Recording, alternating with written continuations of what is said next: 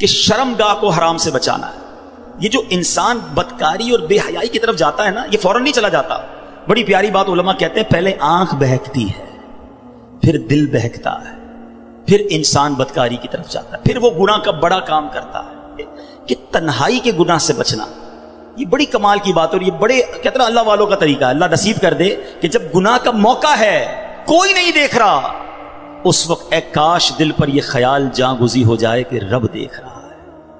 ایک بار حضرت ابراہیم بن ادم رحمۃ اللہ تعالی کی بارگاہ میں ایک شخص آیا، آ کر کہتا ہے حضور میں گناہ سے نہیں بچ پاتا. پلیز ذرا غور سے سنیے گا، بہت خوبصورت کیور اور پریکاشن ہے گناہوں سے بچنے کے حوالے سے اس واقعے میں.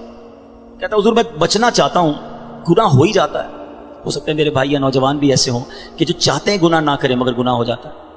حضرت ابراہیم بن ادم نے کہا اچھا ایسا کرو، گناہ کرنا چاہتے ہو؟ کہتا ہاں بچ نہیں پاتا، مجھے کرنا پڑتا ہے گناہ. کہا ٹھیک ہے، اب جب بھی تمہارا گناہ کرنے کا جی چاہے نا تو اللہ کا رزق کھانا چھوڑ دینا. کہتا حضور یہ کیسے پاسبل ہے؟ دنیا میں جو کچھ ہے وہ اللہ نے عطا کیا، اس کے بغیر تو جی نہیں سکوں گا. کہا اچھا اب گناہ کرنے کا جی چاہے تو ٹھیک ہے گناہ کر لینا، مگر ایسی جگہ جا کے کرنا جہاں اللہ نہ دیکھ رہا ہو. تو کہتا حضور east west north south every where جدھر بھی جاؤں گا اللہ تو دیکھ رہا ہے نا، وہ اللہ کی کائنات ہے. اچھا ایسا کرو، گناہ کرنا ہے نا کرو، مگر اللہ کی زمین سے اللہ کی کائنات سے نکل کر لو. کہتا ہے میں اس کی ملک اور اس کی ملکیت والی جگہ سے بھی باہر نہیں جا سکتا. اچھا گناہ کرنے کا جی چاہے ٹھیک ہے، کرنا چاہے تو کر لینا، مگر جب ملک الموت تمہاری روح قبض کرنے آئے نا تو ان کو منع کر دینا کہ نہیں میری روح قبض نہ کریں، میں نے ابھی توبہ کرنی ہے. تو کہا حضرت nobody have power to deny. کون ہے جو ملک الموت کو منع کر سکے گا کہ میری روح قبض نہ کرو؟ جو وقت ہے وہ تو آ کر رہے گا. فرمایا اچھا پھر ایسا کرو گناہ جتنے کرنے کر لو، مگر قیامت کے دن جب فرشتے تمہیں جہنم کی طرف لے جانے لگے نا تو ان کو منع کر دینا کہ نہیں میں نہیں جاتا. کہا حضرت یہ کس کے پاس پاور ہے؟ وہ تو گھسیٹتے ہوئے جہنم میں لے جائیں گے، وہاں تو جو حکم ہو گیا اس پر عمل ہوگا.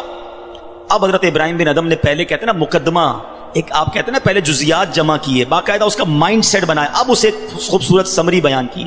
فرماتے بیٹا ایک بات سنو، تم اللہ کا رزق کھانا چھوڑ نہیں سکتے، اللہ کے ملک سے باہر جا نہیں سکتے، مرنے سے پہلے ملک الموت آئے تو ان کو منع نہیں کر سکتے، جہنم کے فرشتے تمہیں عذاب کے لیے لے جائیں تو ان کو بھی روک نہیں سکتے. جب یہ سارے کام نہیں کر سکتے تو پھر ایک کام کر لو، گناہ کرنا ہی چھوڑ دو. پھر وہ بندہ زاروں کتار رونے لگا اور کہتا ہے حضرت میں وعدہ کرتا ہوں آج کے بعد گناہ نہیں کروں گا. اے میرے بھائیوں میرے نوجوانوں، میں بہت اچھی طرح جانتا ہوں، میں آپ کی لائف گزار چکا ہوں، میں بھی اسٹوڈنٹ رہا ہوں. یہ لائف بڑی ڈیفیکلٹ ہے، شیطان اس میں بڑا حملہ کرتا ہے، نفس بڑا حملہ کرتا ہے، گناہوں کی طرف بہت کھینچتا ہے. مگر یہ ولیوں کا شیوا ہے کہ وہ جوانی میں عبادت کرے. اللہ کو بڑا پسند ہے وہ نوجوان. اللہ فرشتوں پر فخر فرماتا ہے کہ دیکھو میرا بندہ جوان ہے اور میری عبادت کر رہا ہے. مگر آج جوان کہتا ہے جوانی تو دیوانی ہے، مزے کرنے کے دن ہیں. مولوی صاحب بوڑھا ہونے کے بعد میں اللہ اللہ ہی کروں گا، 40-50 سال کے بعد میں مسجد میں بھی چلا جاؤں گا، میں داڑھی بھی رکھ لوں گا، ابھی تو انجوائے کرنے دو. چلو آج آپ اور میں ایک ڈسکس کر لیتے ہیں. If you want to enjoy in this life، آپ چاہتے ہیں کہ ابھی مزے کرنے دیں، بعد میں نے توبہ کر لینی ہے، تو ایک چھوٹی سی ڈیبیٹ آپس میں کر لیتے ہیں. چلیں جناب، آپ میں سے کون ہے اتنے بڑے ہال میں جس کے پاس یہ گارنٹی ہے کہ وہ 50 سال کا ہونے تک زندہ رہے گا؟ Anybody have guarantee? Nobody has guarantee. 50 سال زندگی مجھے ملے گی، کوئی ہے؟ نہیں ہے. چلیں ایسا کوئی بھائی بیٹھا ہو جو بتائے جو 1 سال میں زندہ رہوں گا؟ Nobody has guarantee for live for 1 year. چلو 1 ہفتہ زندہ رہنے کی گارنٹی ہے، کل صبح تک زندہ رہنے کی گارنٹی ہے. سمجھدار لوگ ہیں، میری بات آپ فالو کر رہے ہیں. اٹ مینز آگاہ اپنی موت سے کوئی بشر نہیں، سامان 100 برس کا ہے، پل کی خبر نہیں. آپ کہتے ہیں میں بوڑھا ہو کے توبہ کر لوں گا. ارے آج دنیا سے میں جا سکتا ہوں اور آج چلا گیا تو اللہ کو کیا جواب دوں گا؟ حرام کرتے ہوئے، شراب پیتے ہوئے، بدکاریاں کرتے ہوئے، گرل فرینڈ اور بوائے فرینڈ بنا کر حرام باتیں کرتے ہوئے کدھر جاؤ گے؟ قبر میں کیا جواب دو گے؟ دیکھیں یہ دنیا تھوڑی ہے، میں نے آپ کو جنت کا ریوارڈ بتایا ہے، وہاں نہ ختم ہونے والی نعمتیں ہیں. دنیا کی ایکسپائری ڈیٹ ہے، we have to go from this world. ہم سب نے دنیا سے جانا ہے، مگر جنت میں جو چلا گیا اسے موت نہیں آنی ہے. ہم فیہا خالدون، قرآن کا وعدہ ہے کہ ہمیشہ ہمیشہ جنت میں رہیں گے. تو کیوں نہ میں اس ریوارڈ کی تیاری کروں؟ یہاں نفس کہے گا تھوڑی دوستی کر لے، نفس کہے گا تھوڑی بری چیزیں دیکھ لے، انٹرنیٹ پر نئی فلم آئی ہے، فلاں جگہ کانسرٹ ہو رہا ہے، ارے سارے دوست نشہ کر رہے ہیں، تو بھی تھوڑے سے سپ لگا لے. آج اپنے آپ کو روکنا ہے، مجھے دنیا کی گندی شراب نہیں پینی، مجھے جنت کی پاکیزہ شراب پینی ہے.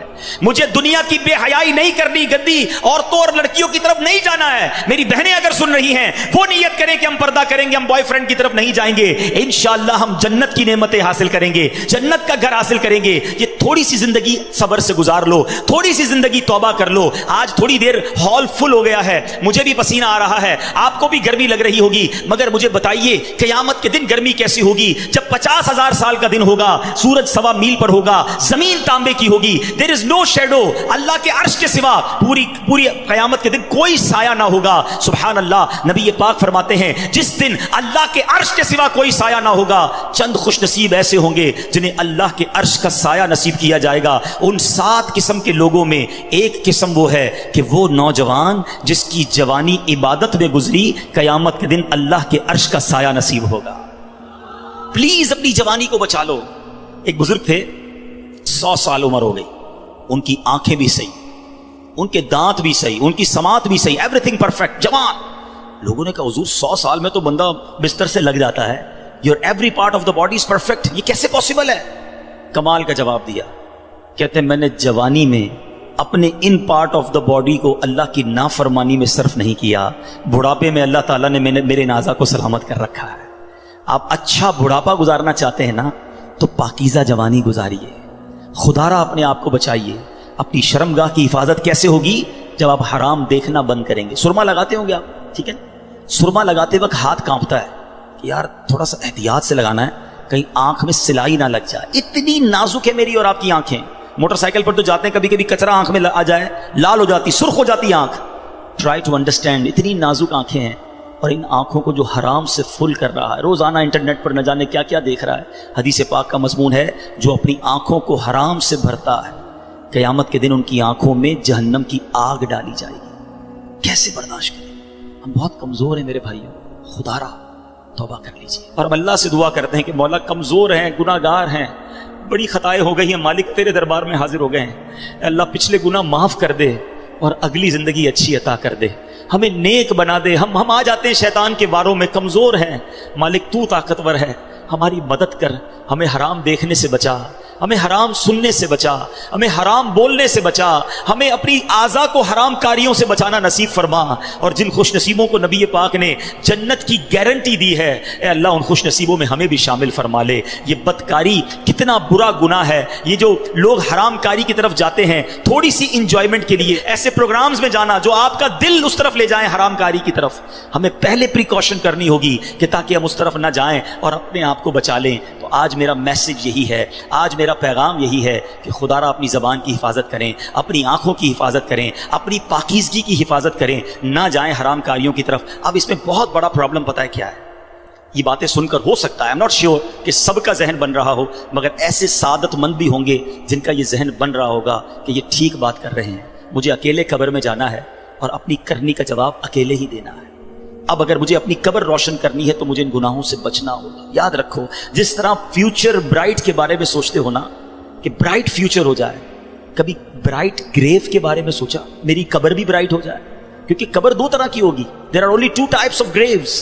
رسول اللہ صلی اللہ علیہ وسلم فرماتے ہیں قبر 2 طرح کی ہوتی ہے. حدیث پاک کا مضمون ہے یا تو جنت کا باغ یا دوزخ کا گھڑا. Now it's up to you which type of grave you like to live. کتنے سال قیامت تک کے لیے اس قبر میں رہو گے اور کیسے رہو گے؟ جہنم کے گھڑے میں، سانپ اور بچھوؤں میں، یا جنت کے باغ میں؟ یہ آپ نے ڈیسائیڈ کرنا ہے. اب پرابلم کیا ہے کہ اس طرح کی سپیچز، اس طرح کے پروگرامز دل پر اثر کرتے ہیں، مگر جب یہاں سے فارغ ہوں گے تو وہی دوست ہیں، وہی گیدرنگ ہے. یار چھوڑو یار، مولوی صاحب تو ڈرانے والی باتیں کر رہے تھے، پھر چلتے ہیں انجوائے کرتے ہیں. اب بندہ کہ یار میں ذرا نماز پڑھنے جا رہا ہوں، ارے کیا مولوی ہو گیا ہے، بار بار نماز پڑھ رہا ہے. ایسے دوست جو ہے نا وہ ہمیں نیک نہیں بننے دیں گے.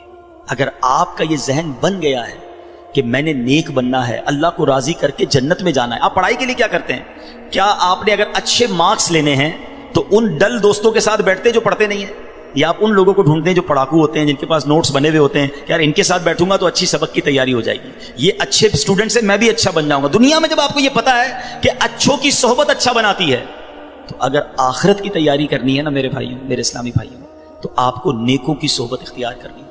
وہ دوست کس کام کے جو نماز پڑھنے پر میرا مذاق ہو رہا ہے؟ مجھے تو وہ دوست چاہیے کہ میں نماز کے لیے نہ جاؤں تو مجھے یاد دلائے کہ بھائی چل دونوں بھائی نماز پڑھتے ہیں، جنت میں جانا ہے. خدا را ایسی کمپنی ڈھونڈو اس کمپنی سے اپنے آپ کو بچائیے. اچھے کی صحبت تجھے اچھا بنائے گی، برے کی صحبت تجھے برا بنا دے گی. تو خدا را اچھوں کی صحبت تلاش کیجیے. آج کے دور میں بہت بڑی نعمت دعوت اسلامی کا ماحول ہے، جو ہمیں ایسے دوست دیتا ہے جو ہمیں آخرت کی یاد دلاتے ہیں.